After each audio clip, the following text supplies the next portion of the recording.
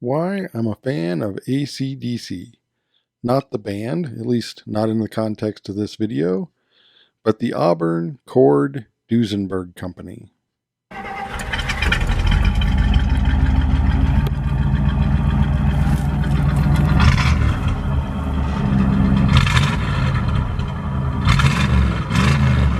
Frank and Morris Eckert were at the Buggy Company of Auburn, Indiana, when they started manufacturing cars in 1903. This first car was a chain-drive twin, but they quickly progressed up to a 4 and then a 6 by 1912. But the cars of this period were assembled cars, which is to say they purchased components that were developed by other companies. And like other assembled cars of the period, they were pretty much stagnant by 1919. At this point, the company was taken over by an investment group headed by chewing gum magnate Wrigley, but they were still struggling to recover from the post-World War I recession, and in 1924, the company was taken over by Eric Loban Cord. He was referred to as a profane, bespectacled capitalist and boy wonder sales genius. He added an 8-cylinder engine, entered the company into motorsports, expanded their dealer network, and increased their export volume, all of which returned the company to profitability, and by 1926 he was both the president and the chief stockholder. By offering a reliable performance car at a low price,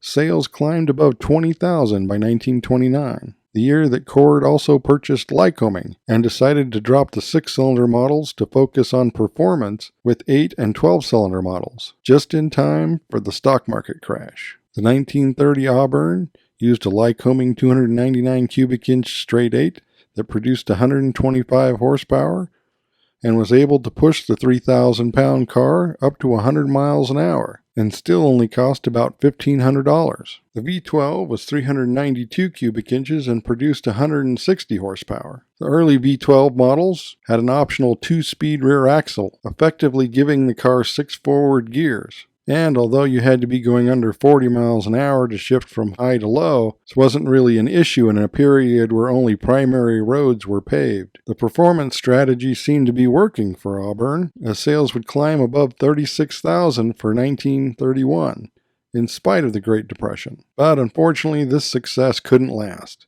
And by 1934, sales were below 8,000 and the brand was no longer profitable. A 6-cylinder model was revived, producing 85 horsepower out of 210 cubic inches, but this really did nothing to improve sales or profits. But the late boat-tail speedsters are considered some of the most attractive cars of the time, helping it to become one of the most popular reproduction cars of the period, with kits still being produced by a number of manufacturers.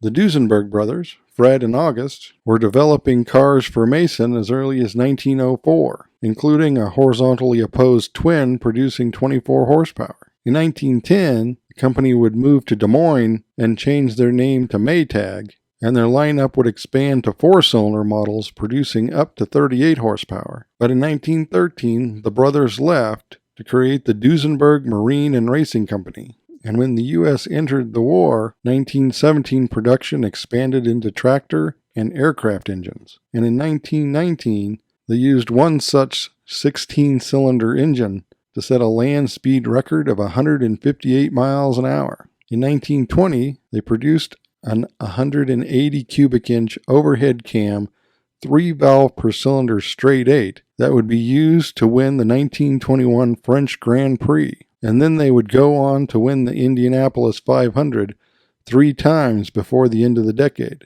But in 1921, they would produce their first road car, the Model A. Prices started at a whopping $6,500. It used a 265 cubic inch overhead valve straight 8, producing 100 horsepower, and was capable of 85 miles an hour, and would be the first road car in the U.S. to have 4-wheel hydraulic brakes, using a system they'd been putting on their race cars since 1914. And 500 of these cars would be built over the next 5 years. And the Duesenberg brothers may have been great engineers, but they were not great businessmen. So in 1926, control of the company was handed over to E.L. Cord, and the Model A was slightly revised for 1927 as the Model X to be slightly more consumer-friendly. But the big news came in 1928 with the Model J. The Model J used a Lycoming dual overhead cam quattro valve 420 cubic inch straight 8, producing 265 horsepower. There was extensive use of aluminum in both the engine and the chassis, and it rode on a whopping 142.5-inch wheelbase on 19-inch wheels. And over the next decade, Duesenberg would build 470 chassis and 480 engines, and the brakes would gain vacuum assist in 1930. A completed car would typically cost between $12,000 and $17,000, and these cars were custom built for the rich and famous, ranging from Mae West to the King of Spain to Al Capone's lawyer, name associations that would make them even more collectible. And there would be a number of spin-off variants, most notably the supercharged SJ, which would increase horsepower to 320 and the top speed above 140 miles an hour. 36 of these would be built, including the one that Fred Duesenberg himself would die in 1932. And then there was the short 125-inch wheelbase variant called the SSJ, of which 2 were custom built, specifically for Gary Cooper and Clark Gable. In 1935, they would manufacture 10 limousine versions called the JN, using a 153.5-inch wheelbase. And there would be 2 supercharged versions called the SJN. And they would still be involved in motorsports with such cars as the 400 horsepower Mormon Meteor, which would set such land speed records as a 1-hour sustained 150 miles an hour, as well as a sustained 135 mile an hour for 24 hours. But it was about this time that Cord wanted to create a model that fit between Auburn and Duesenberg. So naturally, he named it after himself, the Cord. The first model, the L29, was sold from 1930 to 1932. It used an Auburn straight 8 that had been modified so that it could be mounted backwards and run the front wheels. It was not the first attempt at a front-wheel drive road car, but it was the most successful one up to that point. Successful being a relative term. Introducing a new brand shortly after the stock market crash meant that its timing was terrible. The drive axles used constant velocity U-joints, which helped make the front-wheel drive possible, but they had a high amount of stress on them and they had a tendency to wear quickly. And the long straight 8 mounted behind the front axle pushed the cabin back over the rear axle, creating a severe rear weight bias, which was not desirable for either traction or handling in a front-wheel drive car. And performance was actually pretty bad for a car that cost $3,000. The top speed was around 75 miles an hour, and 0 to 60 took over 30 seconds. But with no drivetrain under the cabin, the styling was unusually low and sleek for a car of its size, and Cord managed to sell just over 5,000 of them. The second attempt, for 1936 and 37, would be the Model 810 and 812, also known as the coffin-nosed Cords.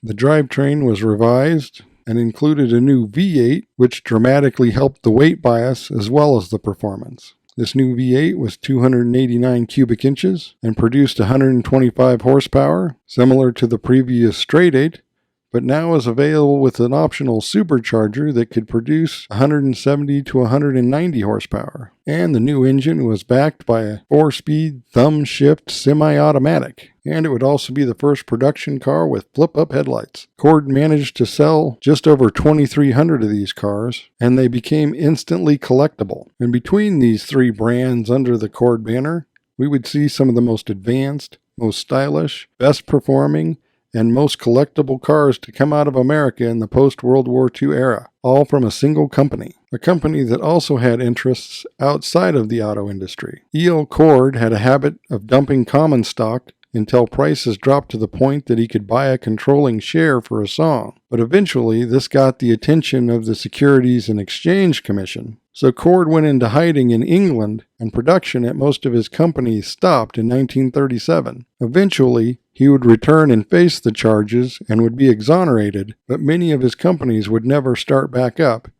including A.C.D.C. And there have been many attempts to revive these brand names over the years that have failed, which is perhaps for the best, as in all likelihood all they would achieve would be to dilute the reputation of 3 of the greatest brands in American history. As always, thanks for watching, and don't forget to comment below.